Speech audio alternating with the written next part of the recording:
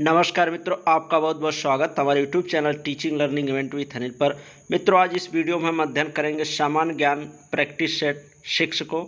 ये आपकी जूनियर शिक्षक भर्ती परीक्षा पीआरटी और पेट 2021 के परीक्षा के लिए बहुत ही महत्वपूर्ण श्रृंखला है। तो इस वीडियो को लास्ट तक देखिए। वीडियो अच्छा लगे तो लाइक शेयर और चैनल को सब्सक्राइब अवश्य करें। यहाँ पर आपको डेली महत्वपूर्ण प्रश्नों की श्रृंखला का प्रैक्टिस सेट कराया जाता है। यहाँ पर सामान्य ज्ञान और सामान्य विज्ञान से संबंधित प्रैक्टिस सेट कराए जा रहे हैं। तो आप ऐसे प्रैक्टिस सेट को प्राप्त करने के लिए हमारे YouTube channel teaching learning event with Anil को सब्सक्राइब अवश्य करें। तो आइए शुरू करते हैं प्रैक्टिस सेट की श्रृंखला को। जो प्रथम प्रश्न पत्र जूनियर शिक्षक भर्ती परीक्षा में आनी है उसमें ये चीज़ें दी जाएंगी और आपकी यूपी पीआरटी में इससे संबंधित प्रश्न पूछे जाएंगे।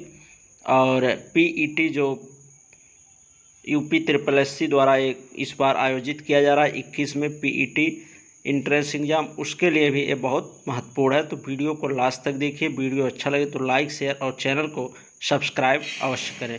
तो आइए शुरू करते हैं महत्वपूर्ण प्रश्नों की इस श्रृंखला को और क्रमशः प्रश्नों को देखते हैं। आइए देखते हैं। पहला प्रश्न आपका, राष्ट्रपति को क्षमा करने की शक्ति एक, यानी जो राष्ट्रपति को क्षमा करने की जो शक्ति प्रदान की गई है वो किस प्रकार की शक्ति है आपको बताना। ऑप्शन आपके सामने है। विधायिक शक्ति, न्यायिक शक्ति, कार्यपालिका शक्ति, इनमें से कोई नहीं। तो बता दें मित्रों, इसका जो करेक्ट ऑप्शन है आपका होगा बी वाला। ठीक, ये एक प्रकार की न्यायिक शक्ति है जो राष्ट्रपति को प्रदान की गई है क्षमा करने की। राष्ट्रपति की क्षमा आदि की जो शक्ति होती है एक न्यायिक शक्ति होती है। लगभग सभी संविधान कार्यपालिका के प्रधान को ऐसे व्यक्तियों को क्षमा करने की शक्ति देती है जिनका किसी अपराध के लिए विचार और दोष सिद्धि हुई हो। ठीक, कोई दोषी व्यक्ति है उसको राष्ट्रपति चाहे तो क्षमा कर सकता है, क्षमा करने के यदि दायरे में आती हैं चीज़ें तो ये जो शक्ति प्रदान की गई है राष्ट्रपति महोदय को, ये एक प्रकार की न्यायिक शक्ति है, ये ध्यान रखिएगा। ऑप्शन बी आपका सही हो जाएगा। नेक्स्ट देखते हैं अगला प्रश्न। अगला आपका दूसरा, उत्खनित प्रमाणों के आधार के अनुसार पशुपालन का प्रारंभ हुआ था। ठीक, उत्खनन जब किया गया, खुदाई हुई, उसके परिणाम स्वरूप पशुपालन का प्रारंभ कब से माना गया है ये आपको बताना है। ऑप्शन आपके सामने, निचले पूर्व पाषाण काल में, मध्य पूर्व पाषाण काल में, ऊपरी पूर्व पाषाण काल में, चौथा ऑप्शन आपका मध्य पाषाण काल में। तो इसका जो करेक्ट ऑप्शन होगा डी वाला होगा, मध्य पाषाण काल में। ठीक, मध्य पाषाण काल में पशुपालन प्रारंभ हुआ था। ठीक, ये खुदाई के उपरांत उत्खनित प्रमाणों के अनुसार चीज़ें बताई जा रही हैं, ये प्रदान हुई थी। ठीक, प्राप्त की गई थी। तो ये मध्य पाषाण काल की बात है, ये ध्यान रखिएगा। और इससे जुड़ा यहाँ से एक प्रश्न और बनता है। ये मध्य पाषाण काल से पूछा जाता है आग की खोज किस काल में हो गई थी। ठीक, तो ये आपका होगा नव पाषाण काल। नव पाषाण काल में आपकी आग की खोज हो गई थी। ठीक, नव पाषाण काल में, ये ध्यान दीजिएगा, ये आग की खोज हो गई थी। अब जो आज मानव था, ठीक, या मानव वो मांस को पका कर खाना प्रारंभ कर दिया था जब आग की खोज नव पाषाण काल में हो गई थी। ठीक, और पूछा जाता है और एक क्वेश्चन और बनता है पहिए की खोज। तो पहिए की जो खोज थी पूरा पाषाण काल में हुई थी और मध्य पाषाण काल में पशुपालन का साक्ष्य मिलता है उत्खनित प्रमाणों के अनुसार कि मध्य पाषाण काल में पशुपालन किया जा रहा था। ठीक, आइए नेक्स्ट प्रश्न देखते हैं।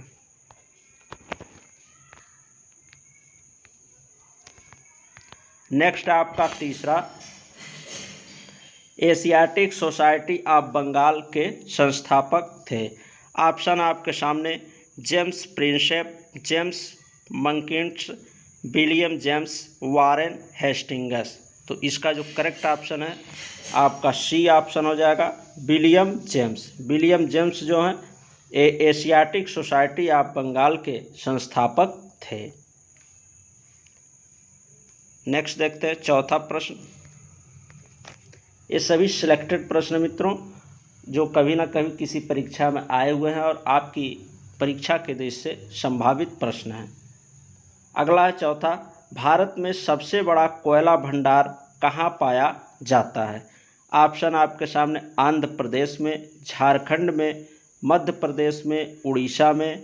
ठीक, तो इसका जो करेक्ट ऑप्शन है बी वाला हो जाएगा, झारखंड में। ठीक, भारत में सबसे बड़ा कोयला जो भंडार है वो झारखंड में पाया जाता है और झारखंड के कुछ जगहों पर पाया जाता है, उन जगहों को जान लेते हैं। ठीक, तो झरिया, बोकारो, ठीक, गिरिडीह, रामगढ़ आदि क्षेत्रों में कोयले के भंडार पाए जाते हैं झारखंड राज्य में, ये ध्यान रखिएगा। और मित्रों वीडियो अच्छा लग रहा हो तो लाइक अवश्य करें और ज़्यादा से ज़्यादा साथियों के पास शेयर कर दें। ठीक, आइए नेक्स्ट प्रश्न को देखते हैं।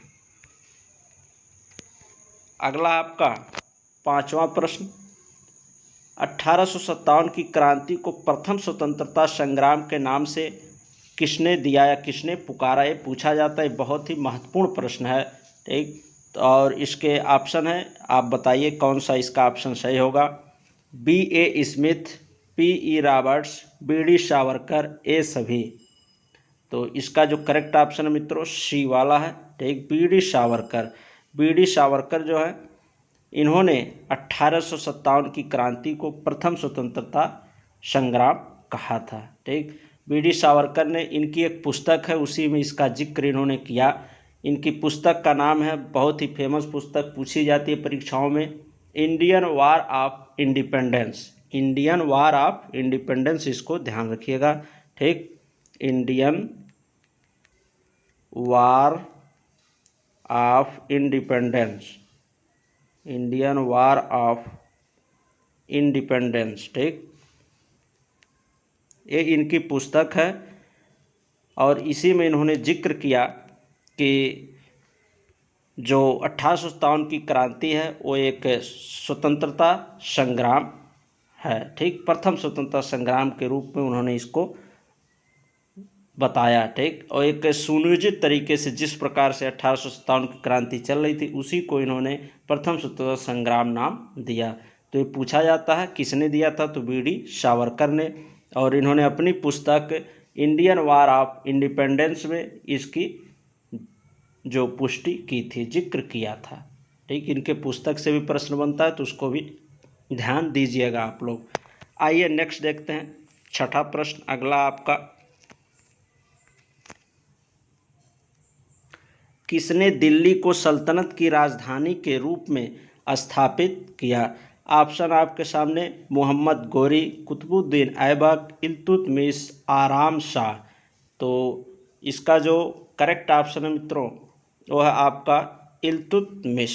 ठीक, इल्तुतमिश ने दिल्ली को सल्तनत की राजधानी के रूप में स्थापित किया। यहाँ से महत्वपूर्ण प्रश्न बनता है आपका, ये बहुत ही इम्पोर्टेंट प्रश्न है।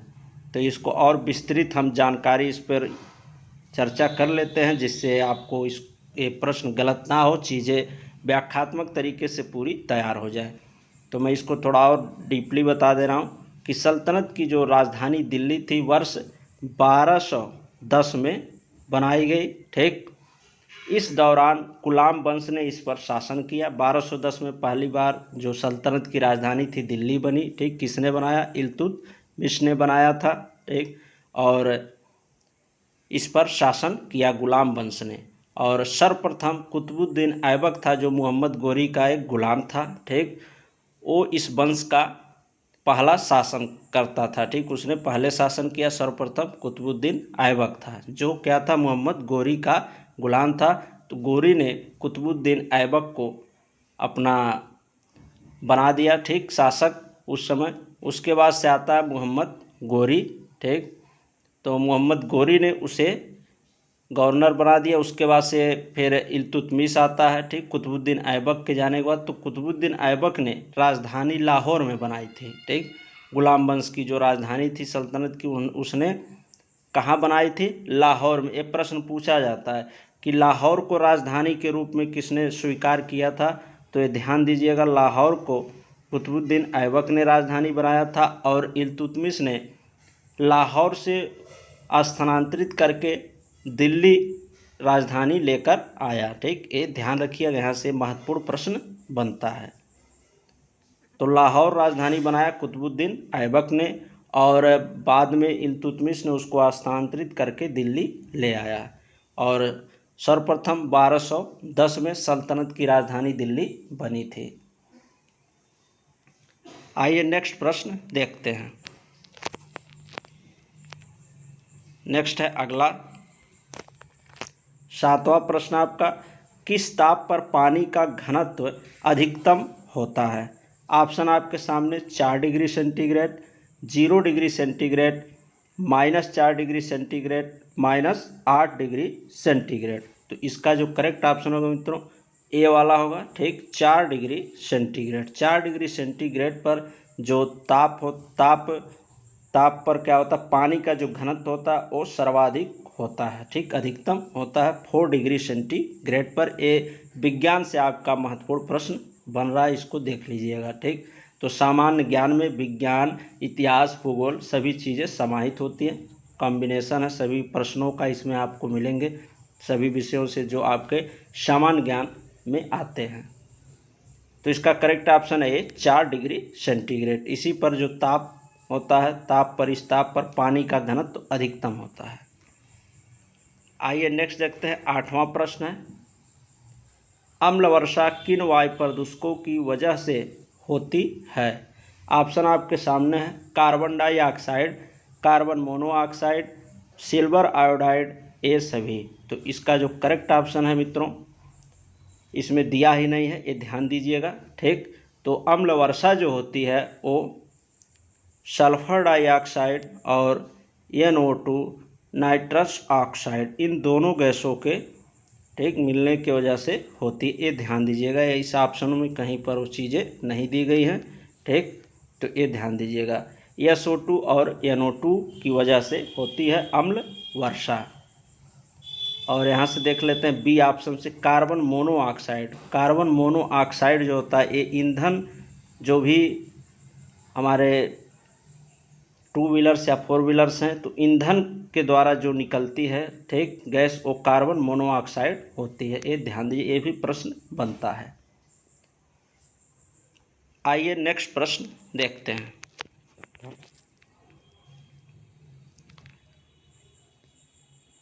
नेक्स्ट आपका 9वां प्रश्न। ठीक, ये भी महत्वपूर्ण प्रश्न है। भारतीय इतिहास में तिथि 6 अप्रैल 1930 जानी जाती है, किस रूप में जानी जाती है? प्रथम गोलमेज सम्मेलन के लिए, असहयोग आंदोलन के लिए, गांधी इरविन समझौता के लिए, ठीक, या नमक तोड़ो कानून के लिए।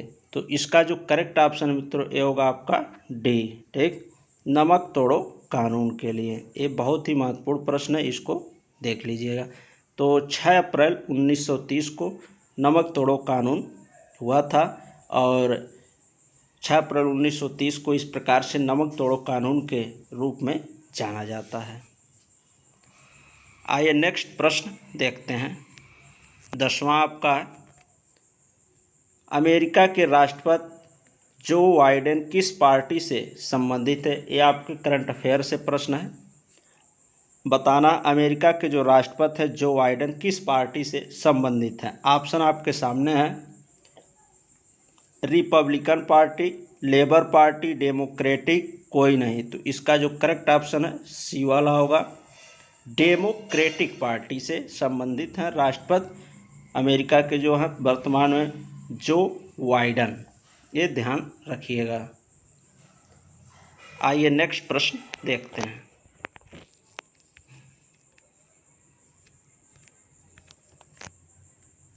नेक्स्ट है 11वां प्रश्न, जनगणना के अनुसार सबसे कम लिंगानुपात वाला राज्य है।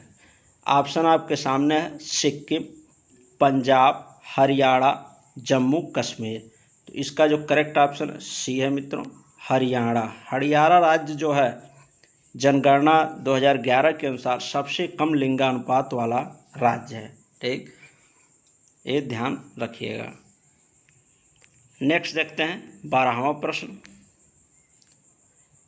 भारतीय गन्ना अनुसंधान संस्थान स्थित है, ये कहाँ पर स्थित आपको बताना है। लखनऊ में, कोयम्बटूर में, लुधियाना में, समस्तीपुर में। तो इसका जो करेक्ट ऑप्शन है ए वाला है, ठीक, लखनऊ में है। और केंद्रीय गन्ना अनुसंधान पूछा जाए तो ये आपका है कोयम्बटूर में, ये ध्यान रखिएगा, इसमें कंफ्यूज मत होइएगा। केंद्रीय गन्ना अनुसंधान संस्थान कोयम्बटूर, ठीक, और भारतीय गन्ना अनुसंधान संस्थान पूछा जाए तो लखनऊ में है। आइए नेक्स्ट प्रश्न देखते हैं।